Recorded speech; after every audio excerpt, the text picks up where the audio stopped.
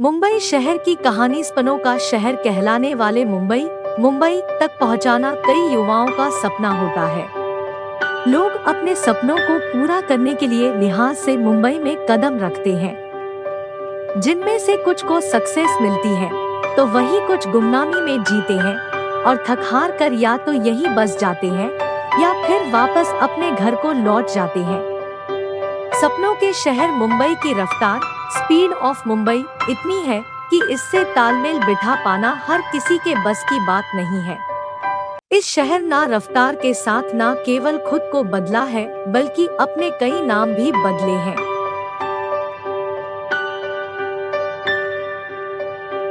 कभी यह बोम बहिया बना, कभी बन गया बॉम्बे, कभी कहलाया बम्बई तो कभी हो गया मुंबई। कई राजा भी सपनों के इस शहर में आए तो अपने राज के खत्म होने के साथ चले भी गए। कुछ यादें साथ ले गए तो कुछ इस शहर को यादों से भर गए। यह बात तो हम में से कई लोग जानते ही हैं कि यह शहर 7 द्वीपों से बना हुआ है। यहाँ पर बसे गांवों में सबसे पहले मछुआरों का निवास था और इन्हें ही यहाँ का निवासी भी माना जाता है। मुंबई में मौर्य सम्राट अशोका के रहने की बातें भी सुनने को मिलती है और यह भी कहते हैं कि 3री शताब्दी ईपू के दौरान वे यहाँ के शासक रहे। उनका शासन यहाँ काफी समय तक रहा। इसके साथ ही यहाँ बालकेश्वर मंदिर भी मौजूद है, तो वही एलिफेंटा की गुफाएं भी मुंबई की शान में 4 चांद लगा देती है, जो कि अत्यंत ही प्राचीन है। इतिहासकार इनके बारे में अक्सर ही बातें करते दिखाई देते हैं।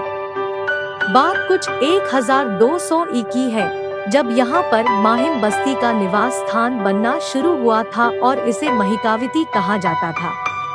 जिसके उपरांत यहाँ 1343 के दौरान कुछ राजाओं ने शासन किया जो कि गुजरात के रहने वाले थे। जिसके बाद पुर्तगालियों ने यहाँ आना शुरू कर दिया और बिजनेस करना शुरू किया। 1507 के दौरान यहाँ पुर्तगालियों का हमला भी हुआ और यहाँ अपना कब्जा जमाने की कोशिश की गई, लेकिन वे सभी सफल नहीं हो पाए। यही नहीं, मुगल बादशाह हुमायूं ने भी मुंबई पर अपनी नजरें गड़ा रखी थी।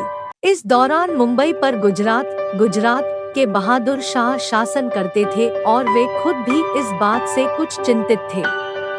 इसके चलते ही उन्होंने 1534 के दौरान पुर्तगालियों से संधि भी की। जिसके बाद पुर्तगालियों ने मुंबई में बिजनेस को बढ़ाया और धीरे धीरे यहाँ उनकी संख्या बढ़ना भी शुरू हो गई। यह कह सकते हैं कि इस समय में मुंबई पर पुर्तगालियों का कब्जा हो गया। मुंबई में अपना बिजनेस इन मुंबई स्थापित करने के लिए उन्होंने यहाँ एक फैक्ट्री की स्थापना की, जिसमें वे चावल, तंबाकू, कपास, रेशम आदि का बिजनेस बढ़ाने में लग गए। वे इसे बोम बहिया कहते थे। बोम बहिया का मतलब अच्छी खाड़ी भी होता है। लेकिन इसके बाद यहाँ ब्रिटिश हुकूमत की नजर पड़ी, क्योंकि बिजनेस के लिहाज से यह काफी अच्छी जगह थी।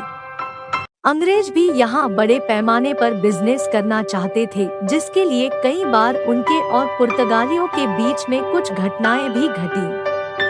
जिसके बाद पुर्तगालियों को अंग्रेजों का इरादा पता चला और उन्होंने अपनी सुरक्षा के लिए न केवल यहाँ गोदाम और किला बनवाया, बल्कि इसके साथ ही लोगों को काम देना भी शुरू कर दिया और रहने के लिए भी जगह देने लगे।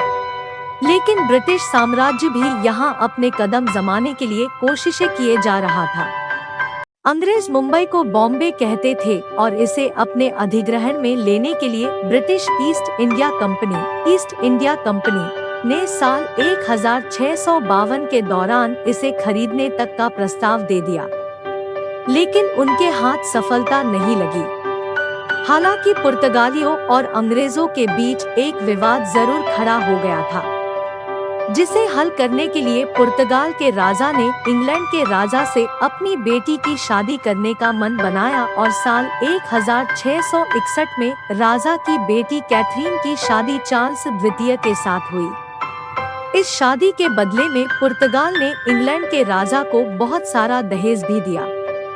इस दहेज में ही इंग्लैंड के राजा को बम्बई भी दहेज मुंबई इन डाउरी में दे दी गई। इंग्लैंड के राजा ने साल 1668 के दौरान बम्बई को ईस्ट इंडिया कंपनी को महज 10 पाउंड में पट्टे पर दिया और यहीं से बम्बई अंग्रेजों के अधीन हुआ और उन्होंने अपना बिजनेस करना शुरू कर दिया। जिसके बाद धीरे धीरे यहाँ कई बदलाव होना शुरू हुआ और देखते ही देखते यहाँ लोगों को जमीन भी खरीदने की अनुमति मिलने लगी। जिसके बाद इमारतें बनने लगी, हॉस्पिटल बने, चर्च बना और टकसाल भी बना।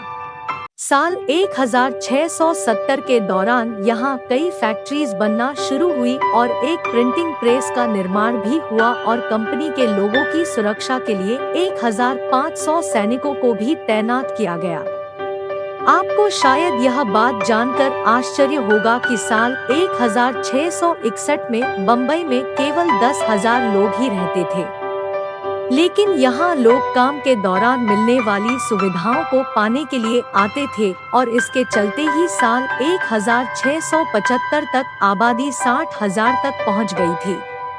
साल 1687 में ईस्ट इंडिया कंपनी के द्वारा बिजनेस को बम्बई को नया रूप देना था और इसे देखते हुए ही उन्होंने अपना हेड ऑफिस भी सूरत से बम्बई में स्थानांतरित कर लिया। बम्बई 3 तरफ से समुद्र से घिरा हुआ है और यहाँ मुगलों का आक्रमण हुआ। इस दौरान यहाँ पुर्तगालियों, ब्रिटिश और डच लोगों का कारोबार चलता था। कई बार अंग्रेजों और मुगलों के बीच बम्बई के लिए लड़ाई भी हुई। एक बार मुगल सेना ने शहर के किले को सभी ओर से घेर लिया था, जिसके बाद समझौता हुआ और ईस्ट इंडिया कंपनी ने भारी कीमत चुकाई। यहाँ काफी कुछ होता रहा, लेकिन बावजूद इसके भी बम्बई की बिजनेस की स्पीड में कभी कमी नहीं आई। साल 1853 में यहाँ पहली भारतीय रेल लाइन का निर्माण किया गया, जो कि विक्टोरिया और ठाणे को जोड़ती थी। जिसके उपरांत यहाँ कई निर्माण होना शुरू हुए, जिनमें बॉम्बे विश्वविद्यालय, बॉम्बे यूनिवर्सिटी, नगर निगम, पोस्ट ऑफिस आदि शामिल रहे। साल 1911 में जब भारत में किंग जॉर्ज और क्वीन मैरी का आगमन हुआ तो गेटवे ऑफ इंडिया बनाया गया। फिर जब आज़ादी मिली तो बम्बई को महाराष्ट्र की राजधानी घोषित किया गया और आज हम जिस बॉम्बे को मुंबई के नाम पर जानते हैं, उसका नाम मुंबा देवी के नाम पर मुंबई रखा गया। दोस्तों, अगर ये स्टोरी आपको पसंद आई हो तो कृपया चैनल को सब्सक्राइब करें।